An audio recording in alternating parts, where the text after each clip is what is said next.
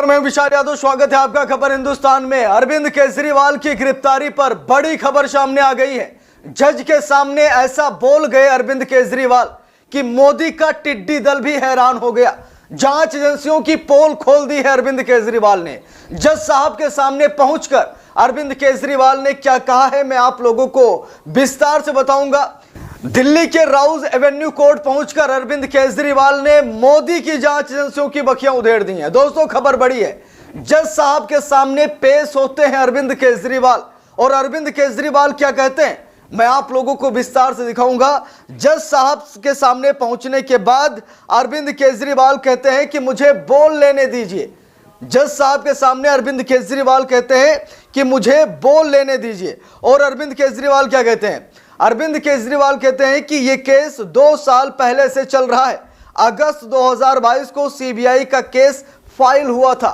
अरविंद केजरीवाल ने जज साहब से कहा कि देखिए जज साहब, यह केस 2022 से चल रहा है और सीबीआई ने 2022 को सीबीआई ने इस केस को फाइल भी किया था। आगे देखिए, अरविंद केजरीवाल ने कहा कि ईडी लगभग 25,000 पेज फाइल कर चुकी है और बहुत सारे गवाहों को भी ला चुकी है। दोस्तों, यहां पर कोर्ट ने फिर क्या कहा? कोर्ट ने कहा कि आप ये सब लिखित में दे सकते हैं, हम इसे रिकॉर्ड में लेंगे। यहां पर अदालत ने कहा अरविंद केजरीवाल से, क्या जो आप बातें बोल रहे हैं क्या हम इसे रिकॉर्ड में ले सकते हैं, आप लिखित दे सकते हैं? अरविंद केजरीवाल ने कहा कि मुझे बोल लेने दीजिए। और उसके बाद अरविंद केजरीवाल कहते हैं कि मेरे घर पर ढेरों मंत्री आते हैं, वो आपस में खुशर पुशर करते हैं, दस्तावेज भी देते हैं। अरविंद केजरीवाल आगे कहते हैं कि क्या ये बयान एक सिटिंग सीएम को गिरफ्तार करने के लिए पर्याप्त है? यानी कि ईडी की तरफ से या फिर जो गवाह है उनकी तरफ से जो बयान दिया जा रहा है, अरविंद केजरीवाल कह रहे हैं कि सिटिंग सीएम के ऊपर क्या ये कार्रवाई बनती है? सिटिंग सीएम को क्या गिरफ्तार करना इन जैसे बयानों को लेकर क्या सही है? दोस्तों, अरविंद केजरीवाल ईडी की तरफ से हायर वकील से कहते हैं कि राजू साहब, मैं आपसे आशीर्वाद चाहता हूं, कृपया मुझे बोलने दीजिए। इसी बीच राजू साहब यानी कि जो वकील हैं ईडी की तरफ से, उनसे अरविंद केजरीवाल कहते हैं कि साहब मुझे बोल लेने दीजिए, कुछ बातें हैं जो मैं बताना चाहता हूं। कोर्ट ने कहा कि हम आपको 5 मिनट की इजाजत देते हैं, यानी कि 5 मिनट से ज्यादा का समय हम नहीं दे पाएंगे, आपके पास 5 मिनट का समय है, आप बोलिए। अरविंद केजरीवाल कहते हैं कि स्टेटमेंट पर स्टेटमेंट हो रहे थे जब तक कि वो एमएसआर के खिलाफ बयान नहीं दे रहे थे।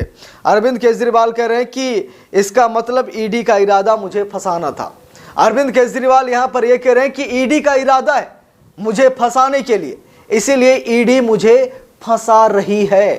तो दोस्तों, अरविंद केजरीवाल ने कहीं ना कहीं नरेंद्र मोदी की जांच एजेंसियों की धज्जियां उड़ा दी हैं। जज के सामने पेश होकर के अरविंद केजरीवाल ने बड़ी बड़ी बातें कह दी हैं।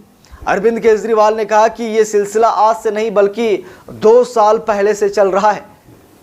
सीबीआई ने पहले ही हमारे खिलाफ केस फाइल कर दिया था और आज ईडी भी मुझे फंसाना चाहती है। तो अरविंद केजरीवाल के बयानों को अगर मद्देनजर रखें तो कहीं ना कहीं ईडी इस मामले में घिरती जा रही है, ईडी की मुश्किलें बढ़ती जा रही हैं। और अब देखते हैं कि इस मामले में अदालत अपना फाइनल डिसीजन क्या लेती है। अरविंद केजरीवाल को कब रिहा किया जाएगा, ये देखने वाली बात है। वैसे भी अमेरिका, जर्मनी समेत कई देश सामने आ चुके हैं अरविंद केजरीवाल के बचाव में। बाकी आप लोगों को क्या राय है कमेंट करके ज़रूर बताइएगा। वीडियो को लाइक शेयर, अगर चैनल पर नए हैं सब्सक्राइब करके सपोर्ट कीजिएगा। मिलते हैं दूसरी वीडियो में, तब तक के लिए बहुत बहुत धन्यवाद।